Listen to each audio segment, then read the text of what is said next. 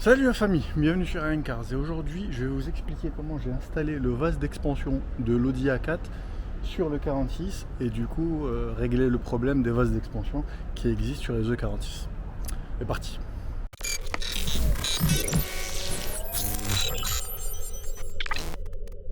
Donc l'idée c'est de remplacer le vase d'expansion d'origine qui est ici par un vase d'expansion déporté qui est plus haut que le niveau du moteur et qui permet de récupérer toutes les bulles d'air potentielles qui sont créées par la cavitation de la pompe à eau quand on prend des régimes très rapidement et qui sont bloquées du coup dans le vase d'expansion d'origine et qui fait que ça repart dans le système au lieu d'être purgé.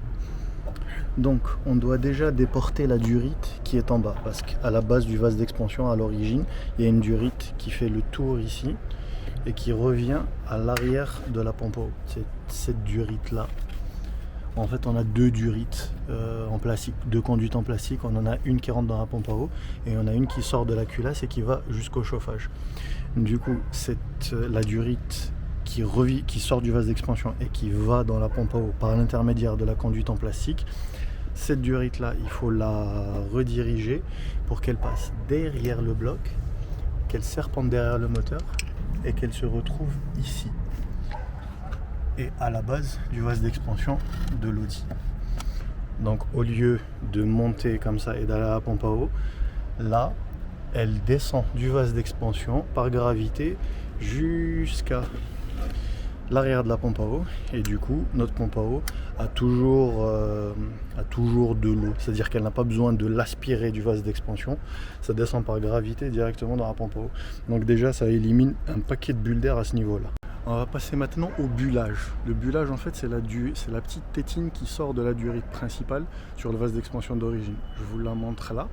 Et celle-là en fait elle est censée récupérer les bulles d'air qui sont générées par un potentiel joint de culasse ou justement la cavitation et la faire passer dans le vase d'expansion. Sauf que le problème c'est que le vase d'expansion d'origine de la E46, là, il y a un genre de siphon. C'est-à-dire que la bulle d'air doit descendre complètement et remonter. Et le problème c'est qu'elle descend pratiquement jamais et que quand on a beaucoup justement de cavitation ou de bulles d'air, elles repartent à la base du vase d'expansion et elles repartent dans le système, ce qui cause justement beaucoup de surchauffe sur les E46. Là en l'occurrence sur le montage, je vous montre, le piquage a été fait avec ce raccord là. Pour les connaisseurs, c'est un raccord de E39 diesel et en fait on a la petite tétine qui sort ici et la durite je la fais serpenter ici un peu comme les E39 justement, tac, elle fait le tour ici et elle se rebranche là et c'est ça le bullage en fait. Et du coup là notre bullage il est bien plus haut que le niveau théorique du liquide de refroidissement, ce qui fait que notre air reste en haut et il reste vraiment que du liquide à aspirer par la pompe à eau, ce qui fait que quand notre vase est au niveau suffisant, la voiture, le moteur n'aspire que du liquide de refroidissement, pas un peu d'air et un peu de liquide de refroidissement, vraiment que du liquide de refroidissement. Et moi dans mon cas, vu que j'ai un montage turbo, comme vous pouvez le voir, j'ai mis un T ici et ce T là alimente directement le turbo. Donc on a l'entrée ici et à la sortie, tac, ça descend et on se branche directement sur la durite qui va vers le thermostat.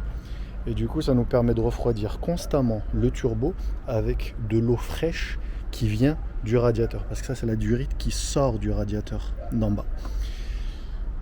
Et voilà. Alors là c'est dans le cas où vous avez un vase d'expansion qui a donc le bullage en haut et la sortie en bas. Vous avez certains vases d'expansion pour ceux qui ont la climatisation automatique sur les E46 où il y a une durite qui sort du milieu. Celle-là elle va vers le solénoïde du chauffage. Donc c'est une électrovanne qui ouvre et qui ferme le circuit de chauffage. Et celle-là tout bêtement, comme elle est en prise d'origine dans le vase d'expansion, vous avez qu'à faire un piquage, genre un T. Donc là j'ai le T pour le turbo et juste derrière, on ne pourra pas le voir parce qu'il est vraiment derrière le cache-culbuteur, en fait j'ai mis un autre T qui permet de rediriger la sortie qu'il y a normalement sur le vase d'expansion, donc la tétine centrale, ce T-là permet de rediriger une durite directement vers le radiateur de chauffage.